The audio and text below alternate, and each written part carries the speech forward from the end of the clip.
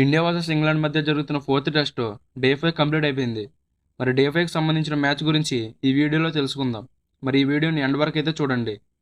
అలాగే వీడియోని స్టార్ట్ చేసే ముందు నాది ఒక చిన్న రిక్వెస్ట్. మన ఛానల్ని ఎవరైనా సబ్స్క్రైబ్ చేసుకోకపోతే వెంటనే సబ్స్క్రైబ్ చేసుకోండి. అలాగే పక్కన ఉన్న బెల్ ఐకాన్ని ఆన్లో పెట్టుకోండి. నేను పెట్టే ప్రతి వీడియో మీకు నోటిఫికేషన్ రూపంలో వస్తుంది.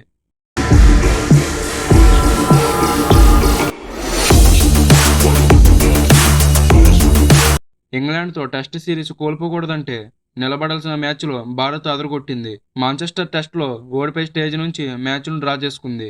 ఓవర్ నెట్ స్కోరు 174 2 వికెట్లతో 5వ రోజు ఆట ప్రారంభించిన భారత్ తొలి సెషన్లోనే కేఎల్ రాహుల్, శుభ్మన్ గిల్ వికెట్లు కోల్పోయింది. ఈ సమయంలో ఇంగ్లాండ్ ఒత్తిడి పెంచే ప్రయత్నం చేసింది.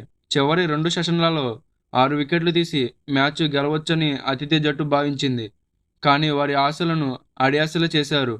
ఆల్రౌండర్లు రవీంద్ర జడేజా, వాషింగ్టన్ సుందర్ మొండి పట్టుదలతో బ్యాటింగ్ చేసి అనుకున్నది సాధించారు.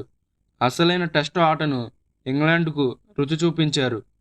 రవీంద్ర జడేజా, వాషింగ్టన్ సుందర్ల దెబ్బకు ఇంగ్లాండ్ ప్లేయర్లు అలసిపోయారు.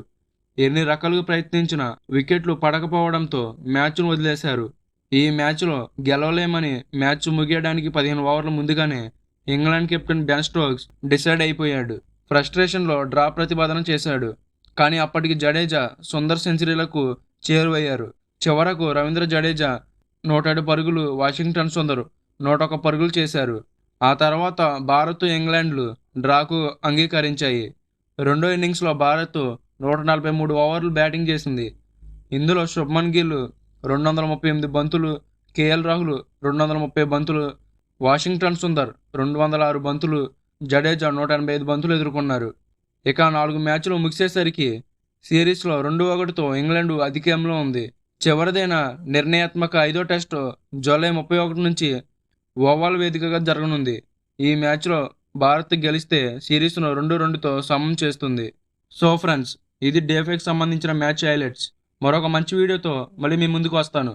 ఫ్రెండ్స్, ఇంగ్లాండ్తో జరిగే 5వ టెస్ట్లో పంత్ స్థానంలో ఎవరిని ఆడిస్తే బాగుంటుంది అనుకుంటున్నారో కామెంట్ చేయండి. ధ్రువ్ జురేల్, జగదీశన్, ఇషాన్ కిషన్ వీళ్ళల్లో ఎవరిని ఆడిస్తే బాగుంటుంది అనుకుంటున్నారో కామెంట్ చేయండి. అలాగే మన ఛానల్ని ఎవరైనా సబ్స్క్రైబ్ చేయడం మర్చిపోతే వెంటనే సబ్స్క్రైబ్ చేయండి. అలాగే పక్కన ఉన్న బెల్ ఐకాన్ ఆన్లో పెట్టుకోండి. అర్థమైందా రాజా?